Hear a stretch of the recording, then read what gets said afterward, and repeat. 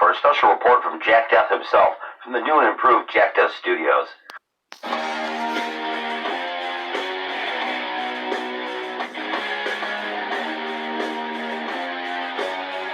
Yes, it's me, Jack Death, live from the new and improved Jack Death Studios. And we all know that if I wore a mask, this is the mask I'd wear. But I don't wear a mask. And, once again, I'm hot as can be in this thing. And so, I just need to find my sponsor. Once again, the wonderful Irish Beer of Guinness. Tonight's show is the second one of the day. This one's going to focus on Nancy Pelosi, once again. I thought this music might be appropriate. I gotta turn it down a little bit, and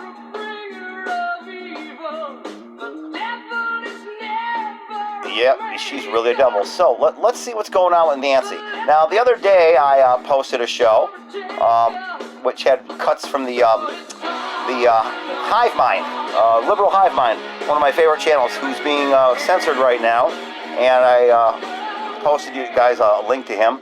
If you could subscribe to him and watch his videos, he'd appreciate it, I'd appreciate it. He used to be a liberal leftist, but now he's a Republican. So let's get right into Nancy here. I'm going to go back to what I played the other night. So stand by. Hold on, I got to pause this because that music's got to go while I'm doing this, unfortunately. Otherwise, it's going to be too loud in the background. You won't hear what's going on. So I'm just going to pause that for right now, and here we go. We're ready for Nancy. Stand by. This is from Liberal Hive Mind the other night, and it's actually, this is from the Jack Death show from the other night. What's referred to as the shot Trump voter. Madam Speaker, the accused allegations of corruption involving Joe Biden have been raised in the I'm not answering your question, okay? We're talking about the coronavirus.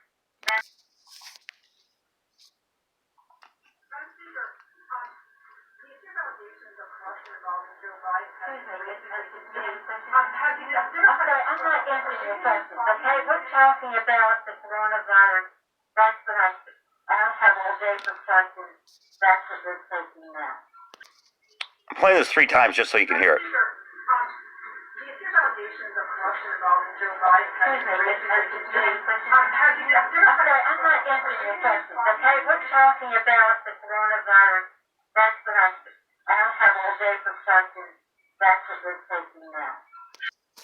So that was from the show the other evening. She's an elected member. She's a very important Speaker of the House, I guess, right? And she's third in line to the presidency, but she doesn't have time for questions. So let's see what happened today. So I'm going to borrow from the Liberal Hive Mind site once again, because he does a great job. And let's see what we've got here. So hold on one second while I queue up the video. But it just seems like you're winning. I mean, that's what it seems like to me. I'm looking at all the things that the White House is moving towards your position on, and it seems like you could take yes for an answer. Well, as soon as they say this is it, in our negotiations, yes, that is the case. But then they take it back, and when they come back, it isn't what we anticipated. So more than 23 million Americans are on unemployment benefits right now, as you know. One study shows the poverty rate is higher now than it's been in the whole pandemic. 3 Democratic governors in the Midwest, Whitmer of Michigan, Evers of Wisconsin, and Walz of Minnesota, 3 Democratic governors wrote to you, President Trump, and other congressional leaders saying, among other things, quote, "We implore you to put differences aside and agree to another much-needed COVID-19 relief bill." In addition, one of your own members, Congressman Max Rose, said this week that the Democratic Party needs to learn to a certain extent how to declare victory and go home. You're getting a lot of messages from Democrats saying this is good enough, we need to say yes. Welcome to my world, but that is not a lot of messages, although I respect each and every one. No, you don't. The fact is, if we don't agree to the science to crush the virus, if they did what is in our bill that science dictates that we do. And I told you guys. I'm going to play this one more time. Is that a shock collar around her neck? It should be.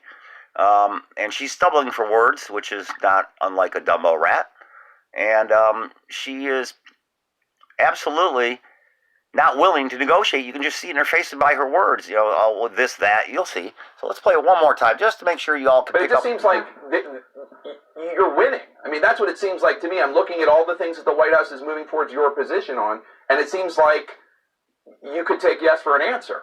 Well, as soon as they say this is it, in our negotiations, yes, that is the case.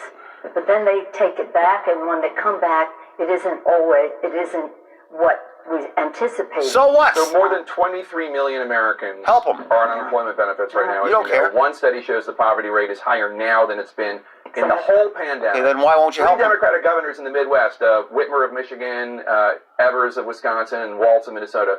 3 Democratic governors wrote to you, President Trump, and other congressional leaders saying, among other things, quote, "We implore you to put differences aside and agree to another much-needed COVID-19 relief bill." In addition, one of your own members, Congressman Max Rose, said this week that the Democratic Party needs to learn to a certain extent how to declare victory and go home.